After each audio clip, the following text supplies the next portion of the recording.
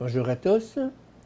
Je continue à vous partager des extraits du livre de Yves Semen sur la théologie du corps de Jean-Paul II. La compréhension de Paul des relations entre virginité et mariage. L'argumentation de Paul. Celui qui n'est pas marié se préoccupe des moyens de plaire au Seigneur. Cette constatation embrasse tout le domaine de la relation personnelle de l'homme avec Dieu. Plaire à Dieu, l'expression se retrouve dans d'anciens livres de la Bible, par exemple Deutéronome 13, 19, est synonyme de vie dans la grâce de Dieu, et elle exprime l'attitude de celui qui cherche Dieu, c'est-à-dire qui se comporte suivant sa volonté afin de lui plaire. Plaire au Seigneur a l'amour comme arrière-fond. Cet arrière-fond émerge dans une comparaison ultérieure. Celui qui n'est pas marié se préoccupe de comment plaire à Dieu, alors que l'homme marié doit aussi se préoccuper de comment répondre aux désirs de sa femme. Ici apparaît en un certain sens le caractère sponsal de la continence pour le royaume de Dieu. L'homme s'efforce toujours de plaire à la personne aimée. Plaire à Dieu n'est donc pas sans ce caractère qui distingue la relation interpersonnelle des époux. Le Christ a dit aux apôtres, selon l'évangile de Luc, au cours de la dernière scène, « Vous êtes, vous, ceux qui sont demeurés constamment avec moi dans mes épreuves, littéralement dans les tentations. Et moi, je prépare pour vous un royaume, comme le Père l'a préparé pour moi. » Luc 22, 28, 29.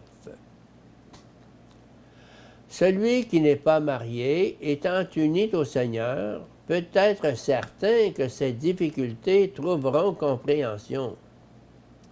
Car nous n'avons pas un grand prêtre incapable de compatir à nos faiblesses, lui qui a été éprouvé en tout d'une manière semblable, à l'exception du péché. Hébreux 4, 15. L'apôtre indique de quelle manière on peut être uni au Seigneur. On peut rechercher cela en aspirant à demeurer constamment avec lui, à jouir de sa présence, euparédron, sans se laisser distraire par des choses non essentielles, apéris pathos, confère 1 Corinthiens 7, 35. Paul précise encore plus clairement cette pensée quand il parle de la situation de la femme mariée et de celle de la femme qui a choisi la virginité ou qui n'a plus de mari. Alors que la femme mariée doit se préoccuper de comment plaire à son mari, la femme non mariée se préoccupe des affaires du Seigneur, d'être sainte de corps et d'esprit. 1 Corinthiens 7, 34. Pour saisir de manière adéquate toute la profondeur de la pensée de Paul, on doit observer que selon la conception biblique, la sainteté est un état plutôt qu'une action. Elle a avant tout un caractère ontologique, mais également un caractère moral. Pardon.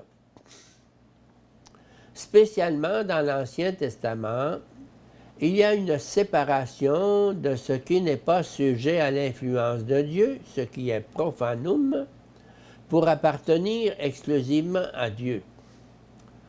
La sainteté de corps et d'esprit signifie donc également le caractère sacré de la virginité ou du célibat, accepté pour le royaume de Dieu. Et en même temps, ce qui est offert à Dieu doit se distinguer par la pureté morale et suppose donc un comportement sans tache ni ride, saint et immaculé, selon le modèle virginal de l'Église qui se tient devant le Christ. Éphésiens 5, 21.